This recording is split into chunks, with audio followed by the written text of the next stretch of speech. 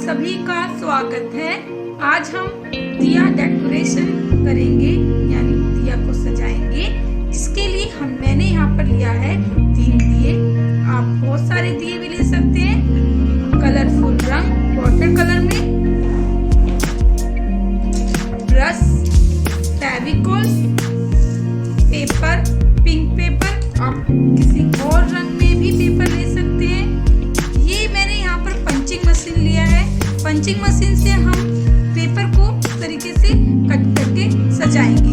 और वाटर, चलिए शुरू करते हैं। फिर सबसे पहले हम यहाँ पर एक दिया लेंगे।